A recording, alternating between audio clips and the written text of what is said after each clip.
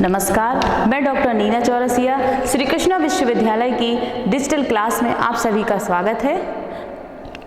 आज हम पढ़ेंगे बीए द्वितीय वर्ष का और बीए बीएड तृतीय सेमेस्टर में प्रश्न पत्र है सामाजिक प्रक्रिया एवं परिवर्तन। इसका टॉपिक है सामाजिक स्तरीकरण। आज हम इस टॉपिक को पढ़ेंगे। सामाजिक स्तरीकरण। समाज में विभिन्न प्रकार के स्तर हैं जो लोगों पर प्रभाव डालते हैं। जैसे सबसे पहले आपको इस पिक्चर में समझ में आ रहा होगा अपर क्लास, मिडिल क्लास और लोअर क्लास, यानी उच्च वर्ग, मध्यम वर्ग और निम्न वर्ग। इन्हीं वर्गों के आधार पर समाज ने लोगों को बांटा हुआ है।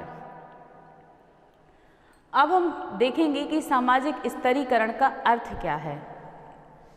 समाज में सभी व्यक्ति एक दूसरे से बिल्कुल भिन्न होते हैं। सभी अपनी अपनी योग्यताओं के अनुसार अलग अलग भागों में बटे हुए होते हैं। आदिम समाजों में लोगों को स्तरीकरण में बांटा गया था उनकी आयु के आधार पर, लेकिन जो हमारा आज का आधुनिक और जटिल समाज है, इसमें हम लोगों को बांटते हैं उनकी योग्यताओं के आधार पर, उनके श्रम के आधार पर, वो क्या कार्य करते हैं उसके आधार पर।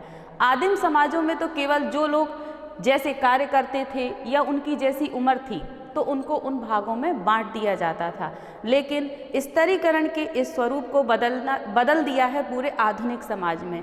इसमें जैसे डॉक्टर, इंजीनियर, व्यवसायी या आर्थिक समाज में जो लोग हैं उनको अलग अलग स्तरीकरण में बांट दिया गया है और उनको उच्च वर्ग, मध्यम वर्ग और निम्न वर्ग में बांटा है।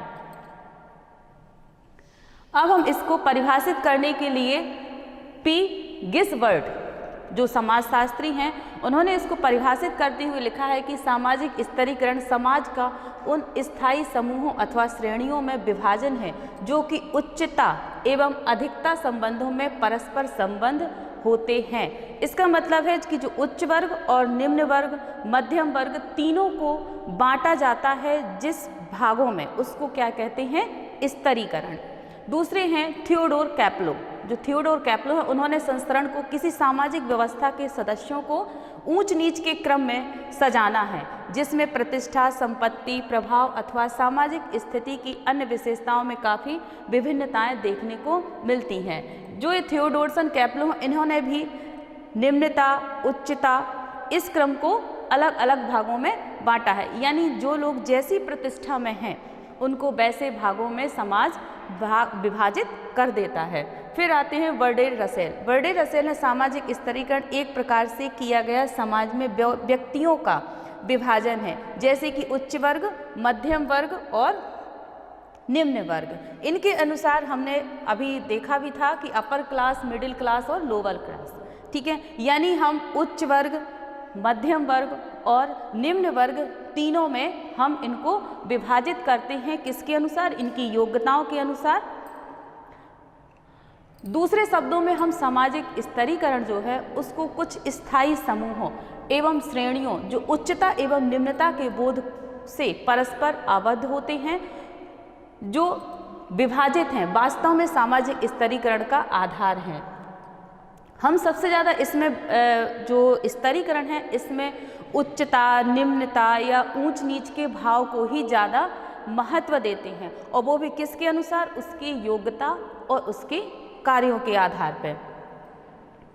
स्तरीकरण की कुछ विशेषताएं भी हैं कि हम सबसे ज़्यादा स्तरीकरण को इन्हीं से समझ सकते हैं, क्योंकि हर एक जब भी कोई शब्द बनता है तो उस कुछ में विशेष कुछ होता है, उन्हीं विशेषताओं के आधार पर ही हम उसको ज़्यादा समझ सकते हैं। तो स्तरीकरण की जो विशेषताएं हैं उसमें है सार्वभौमिकता। सार्वभौमिकता का अर्थ होता है सभी जगह विद्यमान, यानी जो स्तरीकरण है वो सभी समाजों में विद्यमान है, एक केवल एक ही समाज तक नहीं है, ये सभी समाजों में बराबर से है, यानी हर समाज में जो जैसे कार्य करेगा या जैसी योग्यता होगी उसी के अनुसार उसको बांट दिया जाता है। दूसरा है सामाजिक मूल्यांकन। सामाजिक मूल्यांकन का अर्थ होता है कि समाज में लोग बहुत अलग अलग प्रकार से कार्य करते हैं और उनके विभिन्न पद होते हैं। उनके पद की योग्यता के अनुसार और उनके कार्यों के विभाजन के अनुसार ही उनको स्तरों में बांटा जाता है। दूसरा है कार्यों की प्रधानता। स्तरीकरण में सबसे ज़्यादा महत्व होता है कार्यों पर। आप जैसा कार्य करेंगे आपको वैसे भागों में बांट दिया जाता है। जैसे एक अगर कोई कंपनी है उसमें एक मैनेजर भी होता है, बीच के वर्कर भी होते हैं और एक नीचे लेवल पे भी कोई काम करता है, तो उनकी योग्यताओं के अनुसार ही उनको भागों में बांटा जाता है और उन्हें स्तरीकृत किया जाता है। वैसे ही समाज में भी है। निरंतरता यानी ये प्रक्रिया कैसी है, निरंतर चलती रहती है, इसमें कभी भी कोई रुकावट नहीं होती है। हम अपनी योग्यताओं के अनुसार उच्च वर्ग में भी पहुंच सकते हैं और निम्न वर्ग में भी आ सकते हैं। ये हमारे केवल कार्यों और योग्यता पर निर्भर करता है। स्थायित्व, स्थायित्व का अर्थ होता है कि स्थायी। अगर हम लगातार अपने कार्य को करते रहेंगे तो हम अपने वर्ग में निश्चित ही बने रहेंगे। इसके लिए हमें ज़रूरी है स्थायित्व, यानी हम जो भी कार्य कर रहे हैं, अगर हम उच्च वर्ग में हैं या मध्यम वर्ग में या निम्न वर्ग में, अगर वो स्थायी है तो हम उसमें ऊपर या नीचे नहीं जा सकते। इसके लिए हमें क्या है, कार्यों में निरंतरता लानी होगी और हमें अपने कार्यों को बढ़ाना होगा। अगला है उच्चता एवं निम्नता। सामाजिक स्तरीकरण में इसका सबसे ज़्यादा महत्व है उच्चता एवं निम्नता। यानी हम अगर अच्छे कार्य कर रहे हैं या बहुत ज़्यादा हमारे पास धन है या ऊंचा पद है तो हमारी प्रतिष्ठा कैसी होगी, समाज में ऊंची होगी। लेकिन अगर हम कोई निम्न कार्य कर रहे हैं तो हमारी पद प्रतिष्ठा कैसी होगी, निम्न होगी। और ये सारी चीज़ें हमारी योग्यता और हमारे कार्यों पर ही निर्भर करती हैं। सामाजिक स्तरीकरण के आधार, यानी अब हम कैसे समझेंगे, जैसे हमने अभी अर्थ जान लिया, लेकिन इसके लिए हमें बहुत ज़रूरी है जानना कि समाज में क्या आधार बनाए गए हैं जिससे आपको पता चले कि स्तरीकरण है क्या। इसमें सबसे पहले है आयु। आयु की हम बात कर चुके हैं कि आदिम समाजों में आयु पर ही स्तरीकरण निर्भर था। आप एक पिक्चर देखिए, जैसे इस पिक्चर में है, आयु के हिसाब से बहुत सारे लोग बैठे हुए हैं। परिवार में हमारे यहाँ क्या होता है, हमारे यहाँ पूरा ऐसा ही होता है कि दादा दादी या जो भी हमारे यहाँ उम्र में बड़े हैं उनको हम अच्छा दर्जा देते हैं, उनको प्रणाम करते हैं, उनकी बातें मानते हैं। ठीक है, वो जो कहते हैं वही हमारे घर में नियम चलते हैं। तो ये हो गया उनकी आयु के हिसाब से, यानी हम आयु के हिसाब से समाज में लोगों को ऊंचा दर्जा देते हैं। इसके बाद है लिंग। लिंग यानी स्त्री या पुरुष। तो आपने परिवार में या समाज में देखा होगा कि जो महिलाएं होती हैं उनका स्थान अलग होता है और पुरुषों का स्थान अलग होता है। घरों में भी है कि बाहर के काम पुरुष करते हैं, अंदर के काम महिलाएं करती हैं। लेकिन आधुनिक युग में सब बराबर है, महिलाएं भी बाहर काम करती हैं, पुरुष अंदर के काम करते हैं, यानी अब बराबर है। लेकिन फिर भी सामाजिक स्तरीकरण को समझने के लिए दोनों को अलग अलग बांटा गया है। फिर है वर्ग। वर्ग की बात जैसे हम पहले भी कर चुके हैं, यानी उच्च वर्ग, मध्यम वर्ग और निम्न वर्ग। उच्च वर्ग में क्या होता है, जो जैसे उच्च वर्ग में होता है कि जो ऊंचे पद पर बैठे हुए लोग होते हैं। जैसे एक व्यवसायी होता है, व्यवसायी यानी किसी व्यापार का मालिक, वो उच्च वर्ग में आ जाएगा। फिर नीचे उसके वर्कर होते हैं और नीचे भी कोई कार्य करते हैं। तो इस तरीके से वो अपने कार्यों को बांटे रहते हैं, सबकी योग्यता के अनुसार ही उनको कार्य दिए जाते हैं। ऐसे ही वर्ग में भी होता है। फिर है प्रजातीयता के आधार पर। हमारे भारत देश में या पूरे विश्व में बहुत सारी प्रजातियां हैं। प्रजातियों के आधार पर हम उनके स्तरों को समाज में रखते हैं। कुछ जो जातियां हैं वो शहरों में, कुछ गांव में निवास करती हैं, कुछ जनजातीय जो हैं वो जंगलों में निवास करती हैं। तो हम उनकी योग्यता के अनुसार ही उनको समाज में स्थान देते हैं। और जैसे भी वो आज का जो आधुनिक युग है, जैसे वो कार्य करते हैं, हम उनके कार्यों के आधार पर उनको समाज में स्थान देते हैं। अगला है आध्यात्मिकता। आध्यात्मिकता का अर्थ केवल ये नहीं है कि हम इस विश्व की से परे ऊपर कुछ सोचें, नहीं, इस विश्व में रहकर ही हम अपने मन को शांत रख सकते हैं, क्रोध से दूर रहें। ऐसे भी बहुत सारे व्यक्ति होते हैं जिनको क्रोध कम आता है, गुस्सा कम आता है, जो लोगों के अच्छे भविष्य के लिए सोचते हैं, वो होता है आध्यात्मिक। ऐसे लोग भी दुनिया में हैं जिनको अलग स्थान दिया जाता है।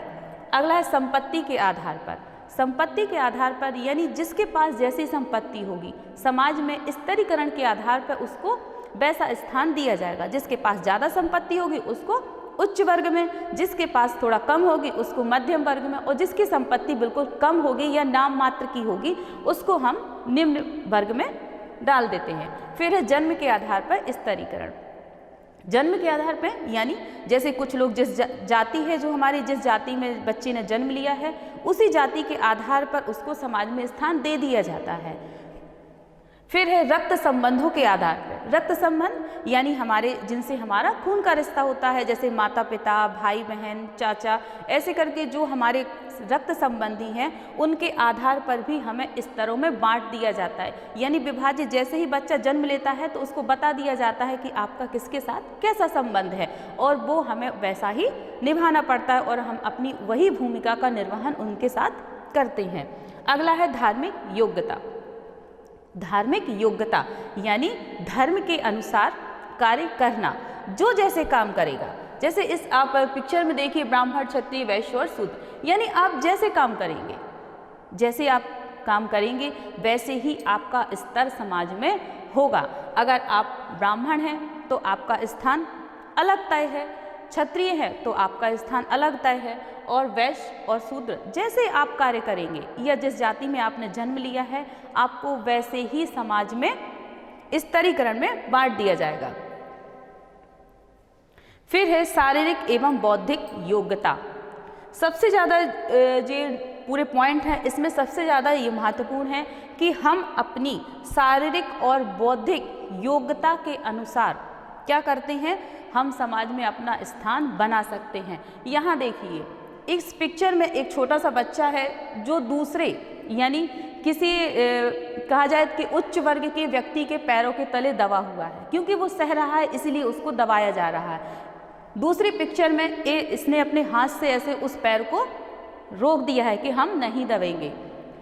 तीसरा है बौद्धिक, यानी ये बच्चा भी चूँकि एक निम्न वर्ग का है लेकिन ये अपने हाथों से दूसरे की बुद्धि को ऊपर की ओर ढकेलते हुए पढ़ना चाहता है।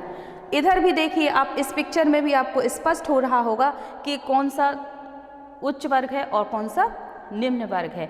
यानी अगर हम योग्य हैं तो हम अपनी योग्यता के अनुसार निम्न वर्ग से उच्च वर्ग में आ सकते हैं, लेकिन इसके लिए आने के लिए हमें बहुत ज़्यादा मेहनत करनी पड़ेगी।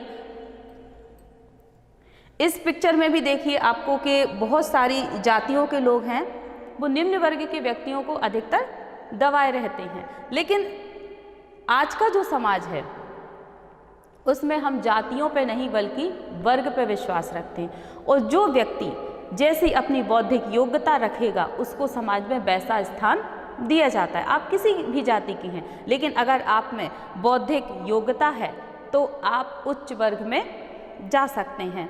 यही है सामाजिक स्तरीकरण के आधार, यानी समाज में विभिन्न प्रकार के स्तर हैं, उन स्तरों में जाना हमारी क्षमता के अनुसार है। इसलिए कोशिश करते हैं कि हम अपनी बौद्धिक क्षमता को बढ़ाएं और उच्च स्तर में जाएं।